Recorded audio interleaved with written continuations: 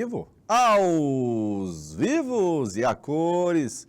Meu muito boa noite para você do EJA 6, galerinha, que está terminando já o EJA 6. Vai ficar faltando o EJA 7 aí, ó. Só lembranças, só lembranças. É como se esse ano você estivesse cursando o primeiro e o segundo ano. E no próximo ano, o EJA 7, é como se fosse o terceirão. Já para poder entrar na universidade, fazer o Enem, de boa na Lagoa. Bacaninha? Eu sou o professor Flávio Coelho, a área é História nesse nosso primeiro horário, mas a gente se reencontra no quarto horário, lá com a área de aprofundamento da área de Humanas. De boa? Olha, galerinha, hoje é a grande diáspora africana. É a grande dispersão dos povos africanos. Haja vista que aqui no Brasil nós temos uma grande quantidade da nossa população que é afrodescendentes. E eu estou colocando já para você que a relação Brasil e África, África e Brasil, é muito mais intensa do que geralmente a gente discorre, a gente fala e a mídia mostra, né? A proximidade física do continente africano, claro, as trocas mercantis foram importantes, principalmente o chamado tráfico de escravos, era um mercado, o intercâmbio de produtos, notadamente a nossa produção de mandioca passou o Atlântico e foi apreciada por populações africanas. Hoje a farinha também é consumida no continente africano, farinha de mandioca. Vai haver uma diáspora africana, eles vão chegar no Brasil, milhões e milhões, que resultou nessa cultura afro-brasileira, que também faz parte da base da cultura do Brasil. Notadamente, o Brasil só perde para a Nigéria em população negra e ainda é, claro, o maior país negro fora da África. Bacaninha? Fora da África, claro, superada apenas pela Nigéria. Então, há uma africanidade no Brasil? Sim. E é por isso que a gente estuda um pouquinho dessa África, haja vista até porque, vamos dizer assim, existe uma diretriz vinda do Ministério da Educação e Cultura, que se tornou lei, que a gente tem que estudar a cultura afro-brasileira, haja vista que a gente tem histórias, temos tradições, temos uma grande riqueza cultural que precisa ser narrada, que precisa ser revalorizada, que precisa ser exposta de forma mais visível para que a população nacional tenha ciência dessa nossa proximidade com o megacontinente africano. Bacana? Nós vamos ter escravidão aqui no Brasil? Vamos. Mas a escravidão aqui não é coisa nova. Perdão, a escravidão no mundo não é coisa nova. Vários povos praticaram ela. Trocentos povos. Na época antiga, Roma, Grécia, o Egito, o povo hebreu foi escravo no Egito, lembra assim? O povo hebreu foi escravo no Egito, perfeitinho? E, evidentemente, havia escravidão na Grécia, em Roma. Na Idade Média, a mão de obra predominante não era de escravos, era de servos, a servidão. A servidão do senhor feudal, lembra assim? E vai haver uma reativação da escravidão na Idade Moderna. Só que diferente da escravidão antiga, que era uma escravidão geralmente de povos conquistados ou escravidão por dívida, agora vai ser uma escravidão étnica. Seres humanos transformados em mercadoria, e uma mercadoria que dava muito lucro aos comerciantes, muito lucro. O tráfico negreiro vai ser inserido nesse esquema de mundo capitalista, notadamente visando o lucro. Belezinha? Professor, temos formas análogas à escravidão na atualidade? Temos sim, com certeza. O Piauí, por exemplo, é um dos grandes exportadores de mão de obra, infelizmente. de piauienses que vão tentar a sorte no corte da cana, nas carvoarias na região norte, e às vezes eles se transformam em escravos por dívida, acumulando dívidas no galpão do patrão e não consegue sair dessa situação de exploração. Beleza? Escravo, que ou aquele que está privado da liberdade, está submetido à vontade de um senhor, a quem pertence como propriedade. Quem está submetido à vontade de outrem, quem está submetido à vontade de outrem é um escravo. É um escravo. Indivíduo que está ou foi privado de sua liberdade, sendo submetido à vontade de um senhor, e ele é visto como uma propriedade. Lembra disso? Que o escravo é um bem, é uma propriedade. E a escravidão é a situação em que se encontra o escravo, é a situação de servidão do escravo. Perfeitinho? Escravidão, condição de servidão do escravo. Lá na época antiga, tinha escravidão? Tinha. Roma, Grécia. Mas Guaribas vai ser uma escravidão um pouquinho diferente do que a gente conhece para o Brasil. Por quê? Porque ou vai ser escravidão por dívida, ou às vezes os pais que não conseguiam, vamos dizer assim, criar os filhos, haja vista que havia carência de recursos, abandonavam as crianças, ou em disputas territoriais, ou nas guerras expansionistas. Aqui foi Roma, aqui foi Roma. E lembrar que na Idade Antiga, os escravos, por exemplo, tinham direito. Lembra lá do povo hebreu? Depois de 10 anos de escravo, o cara seria liberto. É um direito. Na Roma também havia direito, inclusive de escravos terem propriedade, poder se casar, terem filhos e também terem escravos. Olha aí, ó. E a imagem mostra para você um cidadão romano castigando um escravo. Professor, mas esse escravo romano, ele não é de origem africana, ele não é negro. É porque a escravidão antiga não era étnica, não era de cor. Belezinha? Um grego branco se tornou escravo de um romano depois que Roma conquistou a Grécia. E a imagem primeira mostra escravos conduzindo aí pessoas em uma choupanazinha, né? A outra mostra escravos servindo vinho aos nobres. Veja que não existe diferença de cor, isso é importante, caridade, porque a escravidão antiga não era uma escravidão étnica. Mas outra imagem de um afresco romano, mostrando aí, olha, um escravo levando pão, outro levando ali bebidas, comércio. Os escravos, nessa segunda imagem, conduzindo um senhor numa espécie de charrete, numa chaleira. Uma imagem da Roma Antiga, com uns grilhões da Roma Antiga. Ah, papai, a gente consegue isso aí, ó. Tá aí um romano conduzindo duas figuras que foram escravizadas e estão com as amarras ao pescoço. Bacaninha? É essa temática da aula de hoje, que evidentemente é uma temática muito rica, que vai trazer os africanos para o Brasil na forma de escravizados. Alô, Lindinalva. Boa noite, Lindinalva. Boa noite, Lindinalva. Kambenguele Munanga, em uma entrevista, disse: em primeiro lugar, a existência do chamado escravo não é razão para aceitar a escravidão. Em qualquer circunstância, a escravidão é uma instituição desumanizante e deve ser condenada.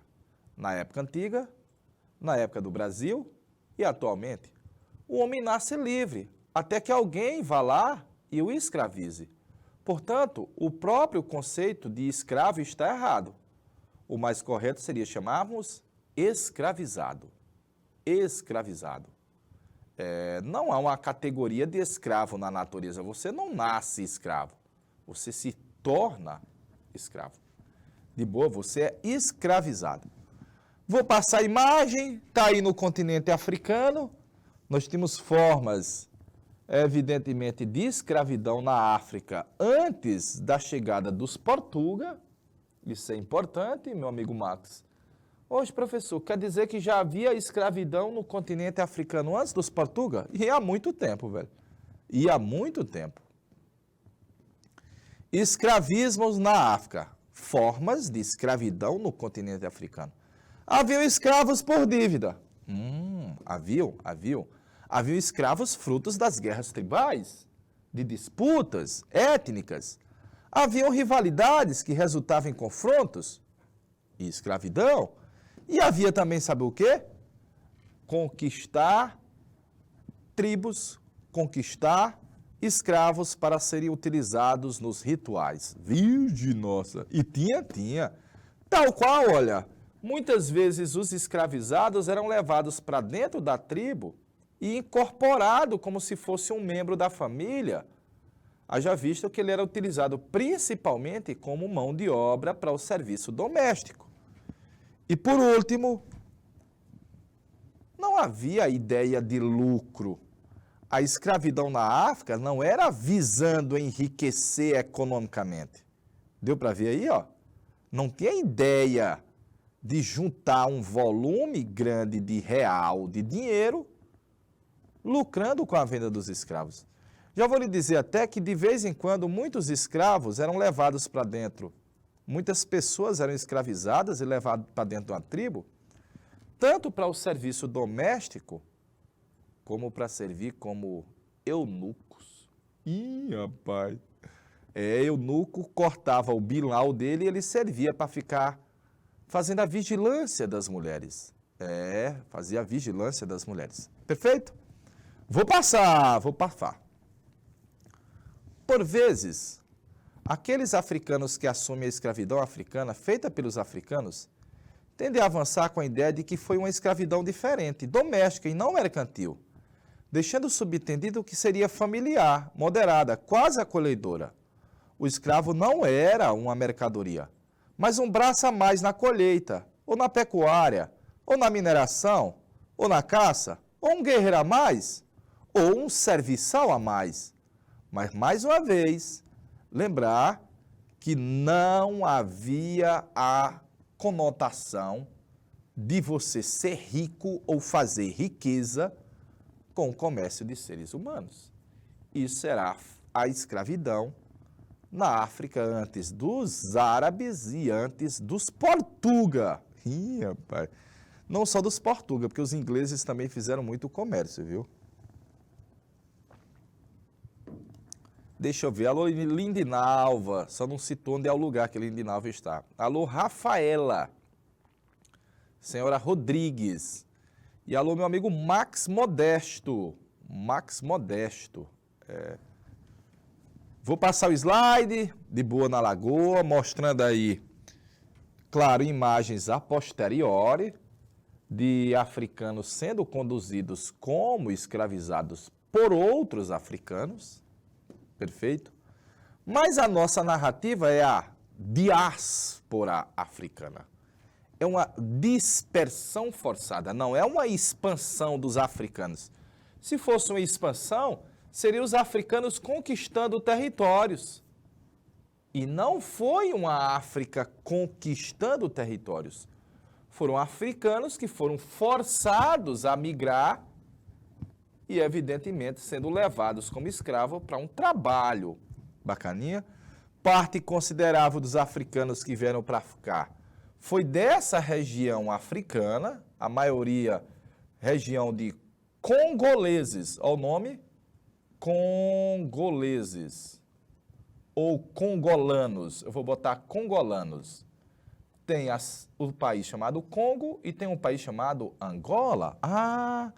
Os congolanos, esses bantos que vieram para o território do Brasil no famoso tráfico negreiro. Uma parte veio da região centro-norte do continente africano, mas predomina vindo da África centro-sul, o território banto, principalmente. Aí para o Brasil, foram conduzidos aí em vários períodos, mas principalmente conduzidos para o trabalho na lavoura do café, para o trabalho na lavoura da cana-de-açúcar, para o trabalho na lavoura do algodão, no Maranhão. Alguns eram utilizados na produção do tabaco, do fumo na Bahia, do cacau e da criação de gado. Mas você está vendo as estrelinhas aí, ó. Essas estrelinhas aqui é o ouro, ó. Ah, papai, região das Minas. Você vai ver no próximo mês, região das Minas também tinha mão de obra de escravizados. Mão de obra de escravizados. Antes, famosa Nadinga, grande guerreira africana. Antes, galerinha, os árabes, as Arábias é bem aqui, ó. Deixa eu desenhar a Arábia bem aqui nesse mapa, ó. Aqui as Arábias. Bem aqui a cidade de Meca, onde eu estou botando um xizinho. E foi ali onde nasceu o Islão e ele se expandiu a Oriente e a Ocidente. E você está vendo em azul, em verdinho, essa região em verde aí, foi a área do continente africano que se converteu ao islamismo. Mas ele colocou a religião muçulmana, de muslim, seguidor do Islã. E os árabes, ó, estavam no território. Até porque da Arábia, para chegar ao território africano, é só atravessar o Mar Vermelho, né? É pertinho. Atravessou aqui o Mar Vermelho, ó, o Mar Vermelho é isso aqui, ó, que eu estou colocando aqui, ó. Isso é o Mar Vermelho. Atravessou o Mar Vermelho, ó, continente africano. A presença árabe no continente africano se apresenta tanto pela proximidade territorial, como comercial e cultural. Então, bem aqui é o chifre da África, chamado de Etiópia. Os etíopes produziam o café e hoje você chama coffee arábica, café da Arábia. Que na realidade os árabes assimilaram o costume etíope, né, africano. Os árabes, que foram os criadores do Islão, iniciaram um processo de expansão, conquista e islamização da África. E vai ocorrer no norte e na região leste do continente, convertendo vários reinos, vários povos que vão assimilar o Islã, a religião de Alá, a religião do Alcorão. E essa religião se espalhou, como você está vendo aí, pelo mapinha. Perfeitinho? O Islão se espalha pelo continente africano e os árabes vão passar a ter uma relação íntima com o território da África. Bacana? Tio, aqui é a cidade de Betânia do Piauí, rapaz. Betânia do Piauí. Belezinha, Betânia.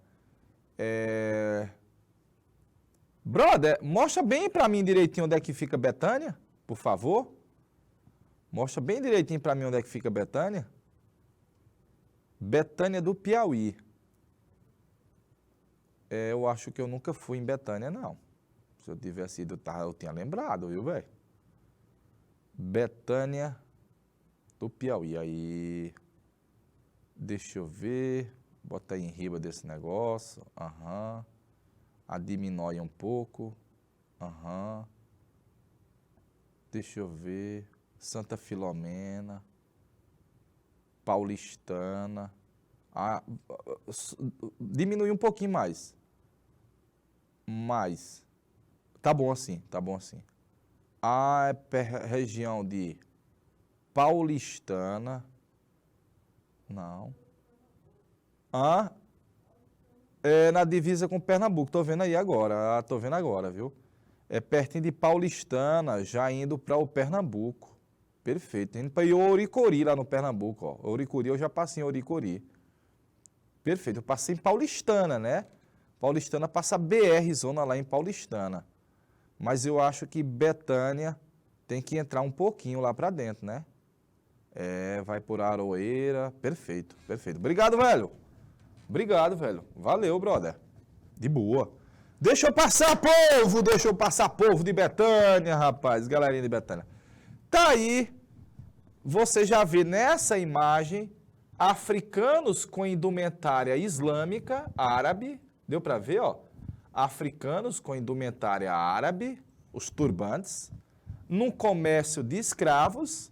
Você está vendo aí um comércio de escravizadas e muitas são mulheres, os árabes. Você lembra que os árabes têm uma espécie de harém? Os árabes usavam muitas mulheres africanas no serviço doméstico. A galerinha de Steel é pertinho da cidade de Paulistana, perfeito. Deixa eu ver aqui mais. Alô, galera de Queimada Nova, rapaz. Alô, Queimada Nova aí, Neide Júlia. Queimada Nova que na semana passada nós demos uma pincelada, porque nós temos umas 150 pessoas em Queimada Nova, que são de uma tribo indígena e que tem buscado o reconhecimento junto à FUNAI para ver se consegue reconhecer como tribo indígena do Piauí. Já fala já igual o professor Flávio com o Di, né? Lá do lado do Pernambuco. O sotaque da galerinha de Betânia deve ser parecido com o meu, viu? Eu sou de pertinho de São Raimundo, galerinha de Betânia. Eu nasci em São Raimundo, mas eu me criei em Coronel José Dias, que já faz fronteira também com o Pernambuco. Eu quero que você fique atento, muito atento a esse mapa, para você ver, vamos dizer assim, as redes de mercado que haviam antes de os europeus chegar ao continente africano. Antes das grandes navegações no Piauiês, mais ou menos aí o século XIII ao século XV, você está vendo que as redes de comércio, elas são, em essência, nas áreas que eu lhe disse agora há pouco, que estava sob influência do islamismo, que estava sob influência dos árabes. Mas você já tinha um comércio de capturados há muito tempo. Há muito tempo. Essa expansão desse comércio se deu com a expansão do Islã. Ah, tio, então quer dizer que antes do tráfico negreiro para a América, já existia um tráfico de escravos realizado pelos árabes? Sim, isso daí mesmo. Isso daí mesmo. De boa? Unidade Escolar Professor Ubiraci de Carvalho. Em Isaías Coelho. Alô, Islani. Alô, galerinha de Isaías Coelho, rapaz. Boa noite para Isaías Coelho. Boa noite para Betânia. Já chegando, enxergando Pernambuco. Boa noite para Oeiras, nossa primeira capita. Freguesia de Nossa Senhora da Vitória, do Brejo da Mocha, do Sertão do Piauí. Oeiras. Vou passar, galerinha, vou passar. Tá aí os árabes, deu para ver que são árabes, olha. Tá aí os árabes fazendo um comércio de escravizados. Estão, inclusive, pesando o ouro. Ah, papai, estão pesando o ouro ali, velho. Estão pesando o ouro. E essa imagem ao lado mostra como é que era realizado, vamos dizer assim, o transporte dos escravizados com os negros amarrados ao pescoço e sendo empurrado aí com varas, mas veja que os árabes já utilizando armas de fogo, como você vê nessa imagem. Perfeito? Beleza. Passando. Na escravidão islâmica, as mulheres e crianças eram preferidas. As mulheres principalmente por causa da poligamia e dos serviços domésticos. Poligamia como, tio? É porque no islamismo eles permitem que um homem possa ter até 4 esposas.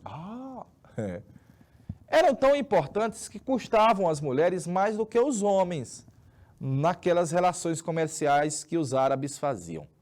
Os homens eram treinados para o serviço militar e também doméstico. Os mais promissores eram promovidos com o tempo.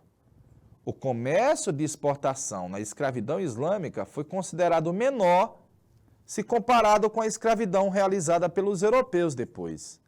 Bem menor. As exportações chegaram a poucos milhares de escravos por ano na maioria das vezes. E como as áreas afetadas eram quase sempre muito extensas, o impacto provocado por esse tráfico, ele não era tão grande, tão profundo, tão doloroso?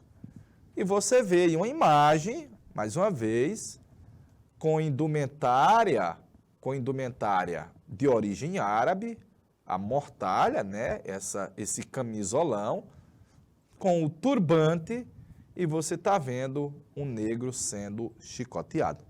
Então, o que eu quero que você veja é que antes de os portugueses fazerem o tráfico negreiro para o Brasil, já havia uma espécie de comércio de escravizados no continente africano. De boa. Professor, os árabes nessa época, sem os escravos, não teriam tão lucros comerciais, está correto? Vamos dizer assim que os escravos fossem um tchan a mais no comércio que os árabes realizavam na região do norte da África. Porque além dos seres humanos que eram comercializados,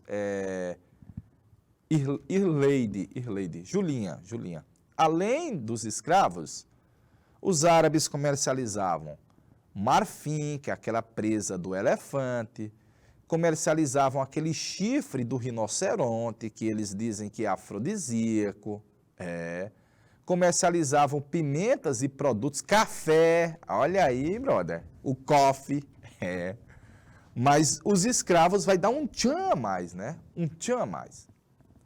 Vou passar para a gente poder fazer o famoso tráfico negreiro. E essa imagem aí já mostra um famoso navio negreiro, que está trazendo muitas mercadorias, a água, a comida, e que você vê como vem ali os negros nos porões dos navios negreiros.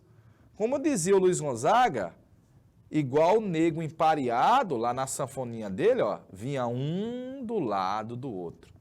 Um do lado do outro. Geralmente despidos, geralmente nus e misturados homens e mulheres. Mais homens do que mulheres para cá.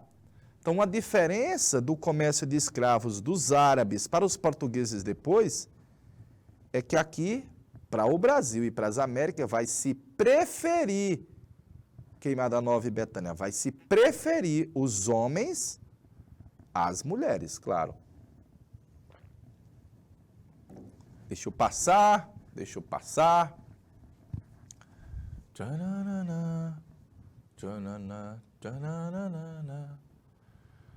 A escravidão moderna.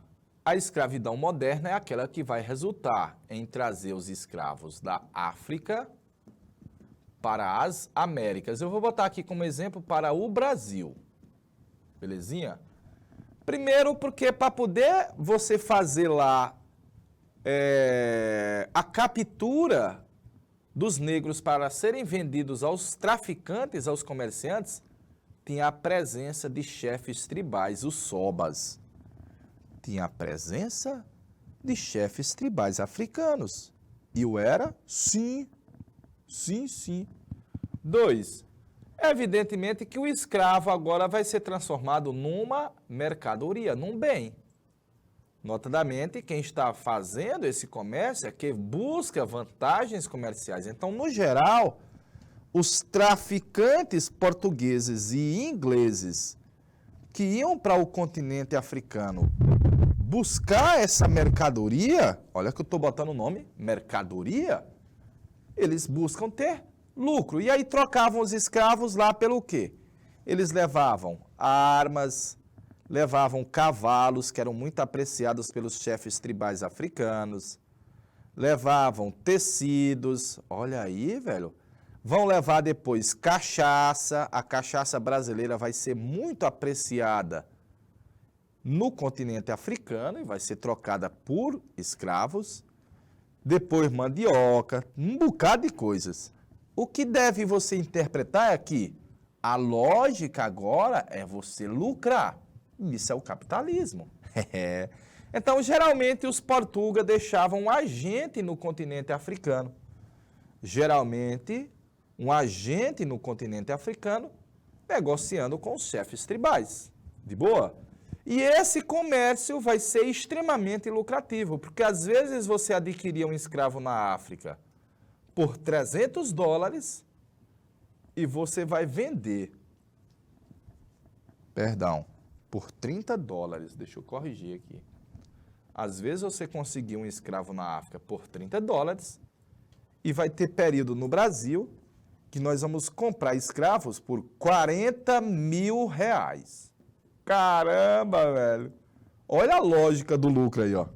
Olha a lógica do lucro. Na época do segundo reinado, por exemplo, do Dom Pedro II, o preço médio de um escravo comercializado no Brasil, vindo da África, era de 40 mil reais. Para você tirar essa dinheirama toda de uma vez, é muito dinheiro, velho. É muito dinheiro. Mas ele vai lhe servir pelo resto da vida. E não é servir pouco, é servir muito. É servir muito. Bacaninha? O escravismo vai garantir a produção, portanto, aqui, e o lucro. Ah, papai. Galerinha, faça o print dessa parte aí, per favore, em italiano. Per favore, em italiano. Meu rei, deixa um minutinho na tela, por favor.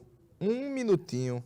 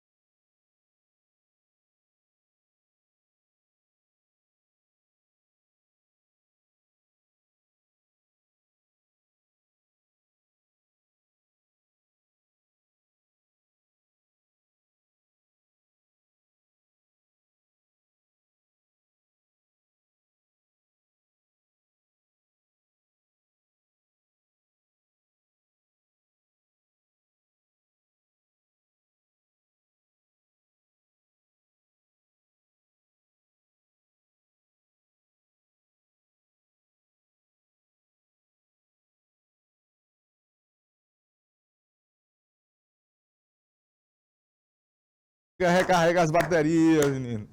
Vamos passar o slide, pô. Vamos passar o slide, galerinha. Eita, rapaz.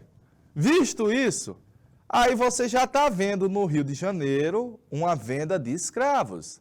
Dole uma, dole duas. Parecia um leilão, né? Uma negra que está chegando da África. Tem um bruguelo, tem um filho, dole uma, quem dá mais? Era tipo um leilão.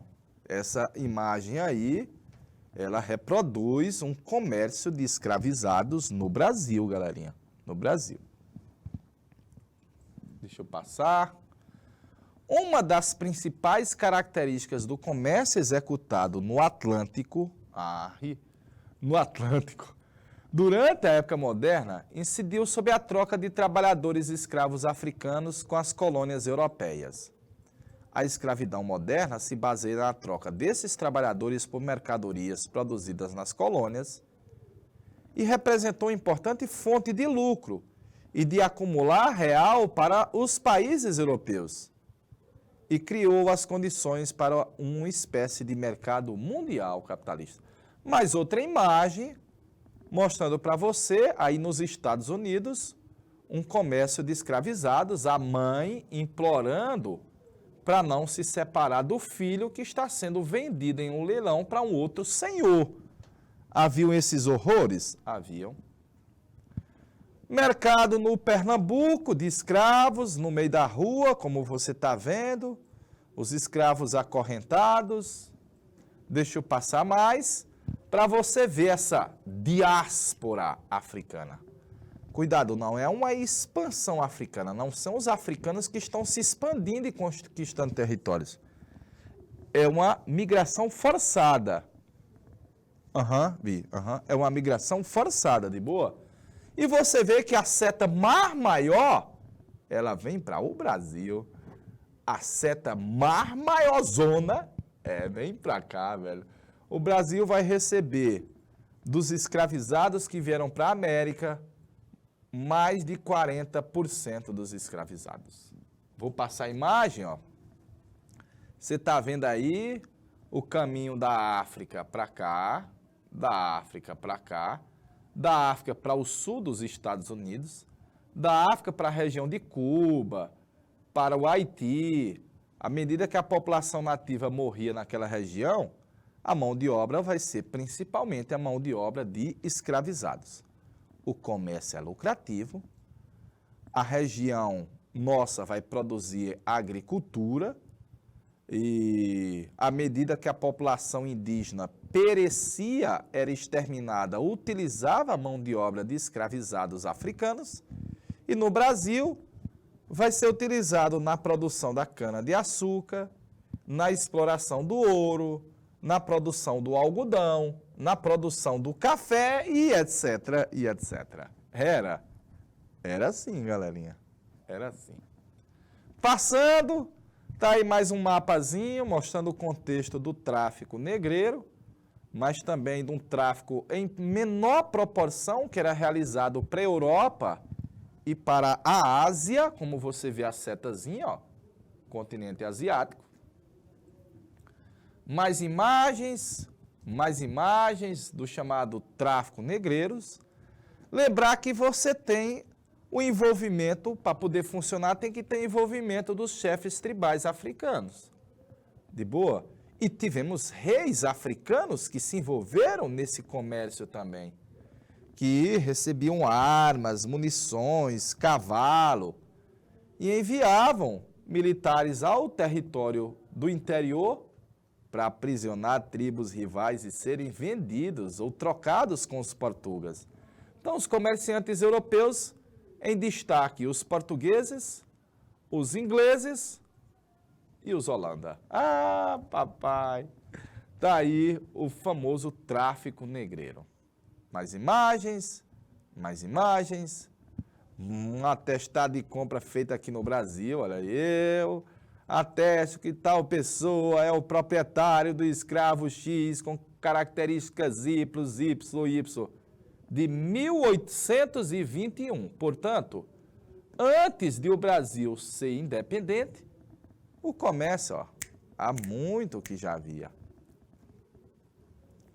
Mais imagens mostrando para você o cenário desse tráfico, trazendo para o Brasil, notadamente aqui no Brasil, galerinha, a coroa portuguesa já fazia esse comércio de escravizados para lá, para Portugal, mas aqui para o Brasil vai haver a participação da coroa do Estado, de comerciantes de Lisboa, portugueses, de agentes do Brasil, olha aí, eram figuras daqui que iam para a África, de mercadores de escravos e os senhores de engenho.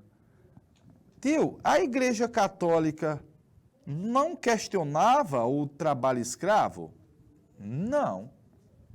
Ela vai questionar, principalmente os padres jesuítas, a escravização dos índios, mas não dos africanos.